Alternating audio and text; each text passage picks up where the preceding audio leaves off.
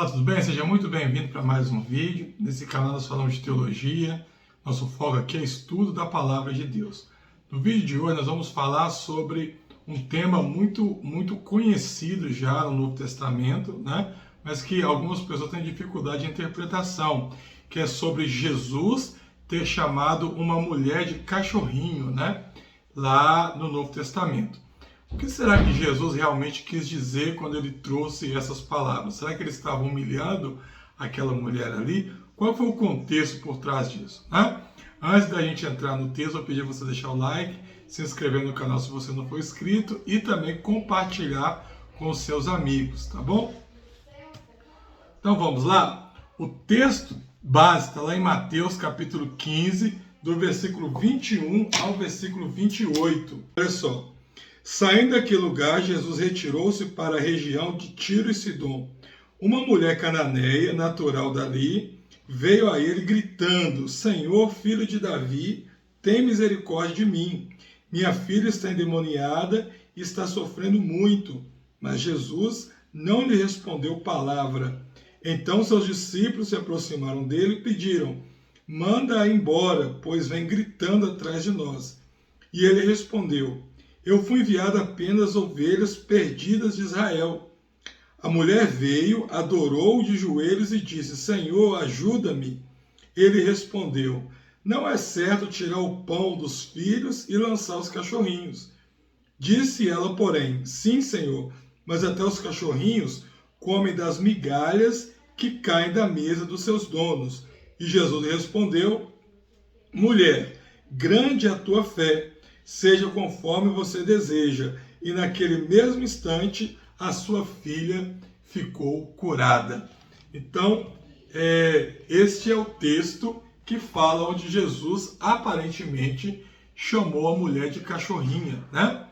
Então, a interação entre Jesus e a mulher cananeia é uma das passagens mais intrigantes dos evangelhos. Essa narrativa nos leva a explorar aspectos culturais, teológicos e literários que ajudam a entender a profundidade dessa passagem. Então vamos entender o contexto, né, que envolvia essa passagem. Como eu sempre falo, para você entender um texto, você tem que procurar entender o contexto. Tanto o contexto literário, né, assim, o que está escrito antes, quanto o que vem depois, e às vezes o contexto cultural, o contexto histórico, né, para você ambientar aquele texto dentro de um ambiente, de uma passagem, para você ter um melhor entendimento do que estava acontecendo, tá bom? Então vamos lá. Jesus se retira para a região de Tiro e Sidom, terras predominantemente gentílicas, ou seja, de pessoas não judaicas, né? Isso já é significativo, pois os gentios eram frequentemente vistos como os excluídos do povo de Deus, né? O povo judeu tinha a ideia de que o povo que não era judeu não era merecedor. Deus era apenas o Deus para Israel. Eles entendiam erroneamente dessa forma. Aqueles que não eram Israel eram chamados de gentios, né? E os gentios, eles eram entendidos como povo excluído de Deus. A Bíblia não endossa isso, mas o povo judeu, o povo de Israel, né, tinha esse pensamento errôneo quanto às pessoas que não eram de Israel, as pessoas que eles chamavam de gentias, tá? A mulher que se aproxima de Jesus, ela é descrita como cananeia, o que sublinha a sua identidade pagã e histórica como pertencente a um povo tradicionalmente inimigo de Israel.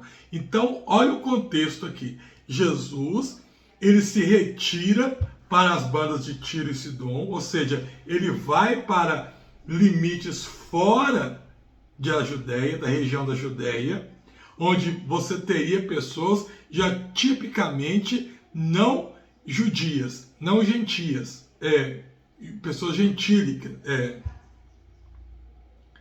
Jesus se retira para uma região fora dos limites de Israel, né? Fala que ele foi para a região de Tiro e Sidom, né? Onde você teria pessoas ali não pertencentes a Israel, onde elas eram chamadas de pessoas gentílicas, né? E o texto diz que se aproxima dele uma mulher que, além de ser da região de Tiro e Sidom, o texto ainda a classifica como uma cananeia, né? Então, quando se fala de uma cananeia, está trazendo aí todo um histórico, tá? Todo um histórico de um pessoal tradicionalmente inimigo de Israel. Por quê? Porque os cananeus, eles eram os povos que habitavam a antiga terra de Israel. Ele não era um nome muito usualmente falado nesse momento mais, né?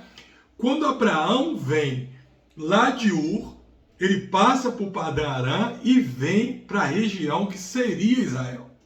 Quando Abraão chega naquela região que seria o futuro Israel, toda aquela região era chamada de Canaã, né? Abraão compra algumas terras ali, os seus descendentes vão para o Egito. Quando os seus descendentes, liderados por Moisés, voltam do Egito, o povo que ainda habitava naquela terra, que futuramente seria Israel, eles eram chamados de cananitas. Por que cananitas? Porque eles eram habitantes da região de Canaã, né? Então você tinha vários povos ali, você tinha várias nações, né? Os jebuseus, heteus, mas todos esses povos, por estar na região de Canaã, eram chamados de cananeus. Então essa mulher é muito interessante, por quê? Porque quando Israel se estabelece ali, Israel funda ali o reino de Israel, aquele nome de Canaã não é mais usual, já não se fala mais Canaã, né?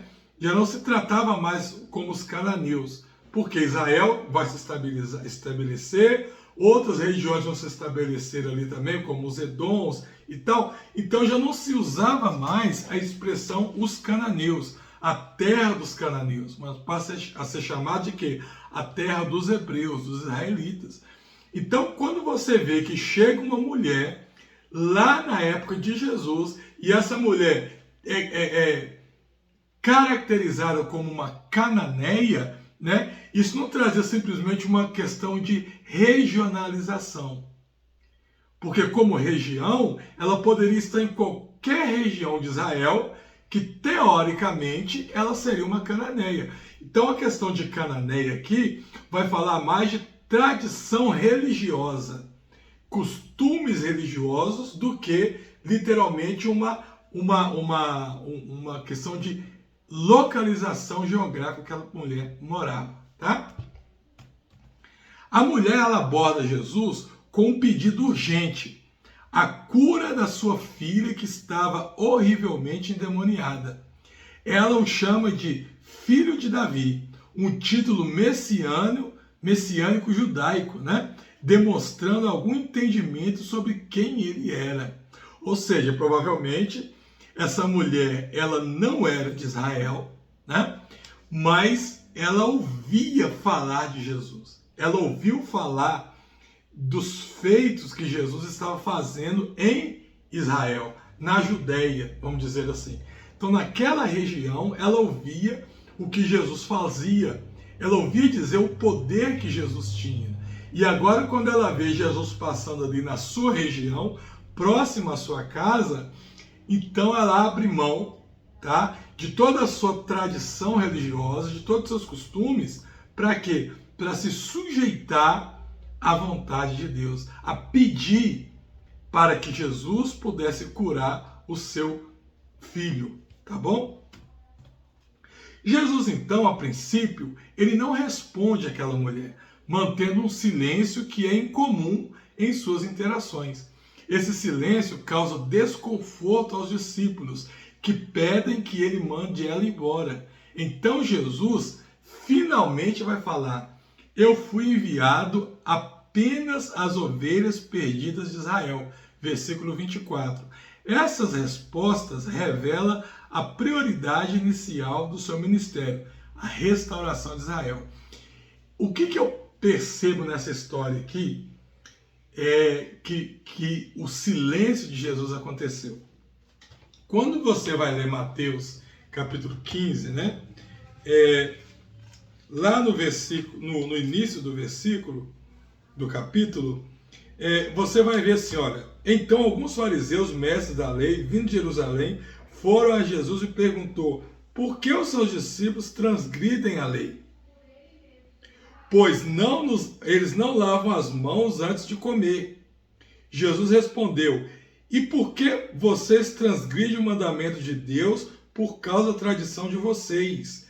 Pois Deus disse, honra teu pai e tua mãe, e quem amaldiçoar seu pai e sua mãe, terá que ser executado. Mas vocês afirmam que se alguém disser ao pai ou à mãe qualquer alguma ajuda que eu poderia lhe dar, já dediquei a Deus como oferta. Ou seja, no início do capítulo, você vê uma perseguição dos fariseus a Jesus. Aquelas pessoas que viam o operar de Jesus como Messias, como Filho de Deus, essas pessoas agora começam a perseguir a Jesus, a indagar a Jesus, porque elas não criam, não tinham fé em Jesus. Agora, de repente, Jesus está numa região que várias pessoas estão seguindo ele, pessoas judias, pessoas de Israel, pessoas que seguiam a lei, e Jesus se depara agora com uma mulher que não era de lá, demonstrando um ato de fé incomparável com relação às pessoas que eram de lá. Então o que vai acontecer aqui é que Jesus ele aproveita essa situação para dar um ensino não para a mulher, mas para as pessoas que o seguiam. Porque Deus tem essa capacidade, né? Muitas vezes acontecem situações que Deus não deseja que aquilo aconteça. Mas já que aquilo acontece, o que Deus faz? Deus ele pega daquela situação e faz dali um aprendizado para a vida, né? Você sempre vai ver na história, e até nos dias de hoje, situações em que Deus não queria literalmente que aquilo acontecesse. Mas já que aconteceu, Deus tira dali algo extraordinário para as nossas vidas. Um exemplo, Faraó. A Bíblia diz que Faraó ele já tinha o coração endurecido. Ele endureceu o coração. Mas já que ele endureceu o coração e não quis libertar o povo, o que o texto diz? Em determinado momento, que Deus agora endureceu o coração de Faraó para que pudesse manifestar o seu poder através das pragas do Egito. Então o que vai acontecer aqui é que quando Jesus se depara com essa situação, então agora Jesus ele vai usar aquilo para trazer um ensino para os seus discípulos. Então por isso que Jesus ele começa a testar os limites daquela mulher. Porque ele sabia quem estava ouvindo, né? Então Jesus ele fica em silêncio. E o silêncio de Jesus vai chamar a atenção de quem? Dos discípulos. Por que Jesus não está respondendo? Então Jesus ele vai dar a resposta que os discípulos esperavam que Jesus fosse dar. Porque lembra que eu falei no contexto inicial que eles esperavam, os judeus pensavam que a salvação era só para Israel. Que Deus era o Deus de Israel, que a salvação veio para Israel. Para eles, os gentios eram excluídos, eram amaldiçoados. Para eles que não eram de Israel, não tinham direito à salvação. Então aqui Jesus ele fala o que os discípulos queriam ouvir. Então a frase de Jesus, eu não fui enviado apenas, eu fui enviado apenas para as ovelhas perdidas de Israel. Então, quando Jesus diz isso vai gerar nos discípulos um conforto, uma certa certeza. Mas Jesus trazia isso para quê? Para através daquele certo conforto, ele causar um inconforto. Daquela má compreensão, ele trazer uma compreensão. Daquilo que eles tinham entendido errado, eles entenderem o certo, o que estava acontecendo. Esse foco aqui está em harmonia com as profecias do Antigo Testamento, que apontam Israel como o primeiro receptor da aliança de Deus, antes que a bênção se estendesse aos gentios. Ou seja, o primeiro foco era Israel, no sentido de Israel seria aquele que receberia o Filho de Deus, para depois, agora, a salvação ir para o mundo. Primeiro ele seria bênção para Israel, para depois ser bênção para o mundo. Mas os discípulos não entendiam ainda que Jesus seria bênção para o mundo e apenas bênção para Israel. Aí você vai ver a atitude da mulher que vai chamar a atenção dos discípulos de Jesus e que vai ser o ensinamento que Jesus queria dar para aquelas pessoas. Porque diz assim, mesmo diante dessa barreira, a mulher não desiste. Ela se aproxima mais de Jesus e o adora dizendo, Senhor, ajuda-me.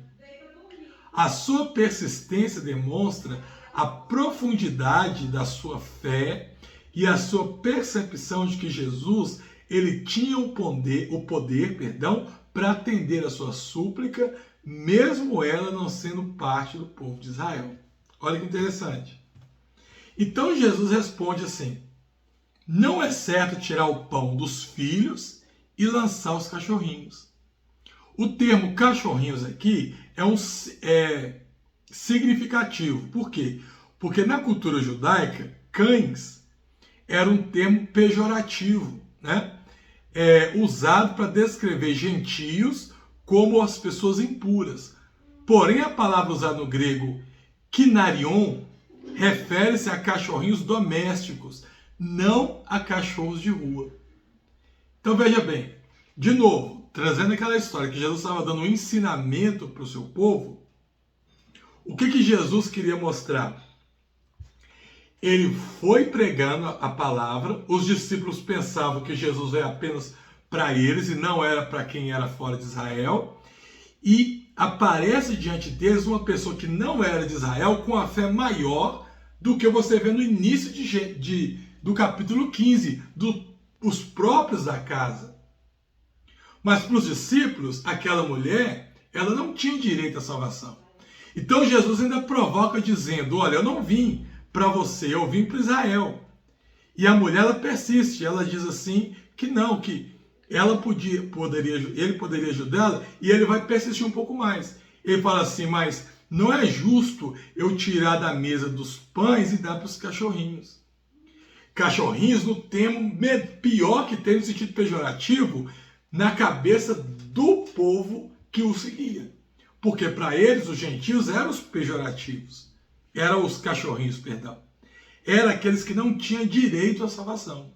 Mas mesmo assim, ela vai ter uma palavra de resiliência diante daquela frase tão dura de Jesus. Então a escolha de palavras suaviza a metáfora, né? Indicando que Jesus não estava sendo ofensivo com aquela mulher, mas ele estava estabelecendo um contraste. O filho de Israel tinha prioridade no banquete, e os cachorrinhos, os gentios, porém, podiam desfrutar das migalhas que caíam na mesa, né? Era um contraste que Jesus estava fazendo para que funcionasse como uma didática na mente daqueles discípulos que estavam ouvindo. Esse é o foco da mensagem aqui. Então a mulher, com a resiliência, ela vai trazer outra palavra. O que é resiliência? É a quantidade de vezes que você tem de levantar depois de tomar uma queda. Quanto mais rápido você levanta depois de um tombo, mais resiliente você é, né? Então essa mulher, ela apanhou e levantava, ela apanhava e levantava. E essa última resposta da mulher, a mulher ela aceita a metáfora de Jesus e responde com sagacidade, sim, Senhor, mas até os cachorrinhos comem das migalhas que caem da mesa dos seus donos. Olha que interessante. Essa resposta reflete sua humildade e reconhecimento de que mesmo uma pequena parte da graça de Jesus seria suficiente para a sua necessidade. Olha a fé que essa mulher demonstrou aqui. Olha a fé. Os discípulos do lado de Jesus, as pessoas que o seguiam, caminhando lado a lado com ele, todos os dias, vendo tudo que Jesus fazia e blasfemando, dizendo que Jesus estava errado, procurando defeito no que Jesus fazia. Os fariseus aqui no início de Gênesis procurando achar coisas para poder culpar Jesus, não queria aceitar o que Jesus falava. E tendo o próprio Filho de Deus dentro de casa. E essa mulher que não era de Israel, sabendo de toda a tradição, mesmo se ela falasse, eu sei, Senhor, que o Senhor veio para lá. Mas uma migalha, ou seja, um pequeno poder que o Senhor liberar, eu já sei que é o suficiente para poder curar o meu filho.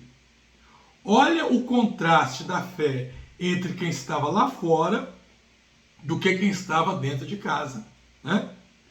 E perceba aí o ensino didático de Jesus, sem literalmente falar com os discípulos, dirigindo somente àquela mulher, né?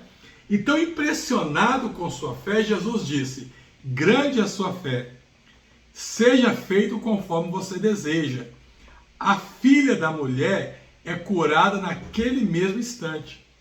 Nessa interação se torna uma demonstração poderosa de como a fé transcende barreiras étnicas e culturais, apontando para a missão universal de Jesus. Tá? Então aqui você vai ter a conclusão do ensino. Quando Jesus curou. Sabe quando você ensina sem dizer uma só palavra?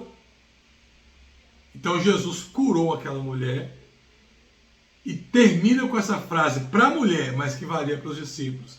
Grande é a sua fé. Isso é muito interessante. Grande é a sua fé. E nos leva a refletir muitas coisas. Por quê? Porque muitas vezes eu estou dentro de casa, eu estou dentro da igreja, eu estou no local onde Jesus está operando e eu não vejo, eu só vejo defeito, só vejo problema, só vejo intriga. E muitas vezes quem está lá fora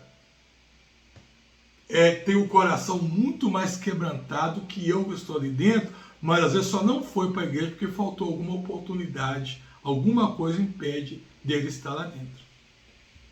Então, alguns aspectos nós podemos tirar, algumas reflexões que nós podemos tirar daqui. Primeiro entendimento que a gente pode tirar aqui é as culturas e as relações étnicas, né? A passagem reflete tensão cultural e religiosa entre os judeus e os gentios no tempo de Jesus. Os gentios eram considerados alheios à aliança, mas essa narrativa sugere que a fé e não a etnia era o verdadeiro critério para o relacionamento com Deus. Ou seja, o preconceito aqui caiu, né? O preconceito aqui ele foi jogado por terra. Muitas vezes, nós dentro da igreja, nós somos movidos mais a preconceitos do que a fé. A predisposições do que a fé, né? Prioridade de Israel. A resposta de Jesus reafirma realmente a sua missão inicial era para Israel, mas também antecipa a inclusão dos gentios, que seria realizada plenamente após a sua ressurreição. E por último, a persistência na fé, né? A atitude da mulher demonstra como a fé pode superar barreiras sociais, preconceitos, sendo recompensada por Deus, independente da origem cultural, tá? Então fica essa reflexão para nós. Olha, o ensino que Jesus traz para os seus discípulos, sem literalmente dirigir aos discípulos.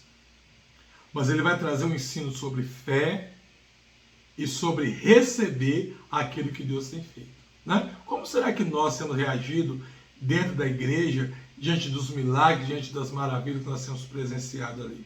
Então, esse é um texto para a gente poder entender essa frase, mas que também serve de reflexão para nós, tá? Se você não entendeu, ficou com alguma dúvida, volta o vídeo para você compreender normalmente o que está acontecendo aqui. Se você tem algum amigo que tem esse tipo de dúvida, compartilha com ele, eu tenho certeza que vai ser de grande proveito também. Deus te abençoe, fique com Deus, até o nosso próximo encontro.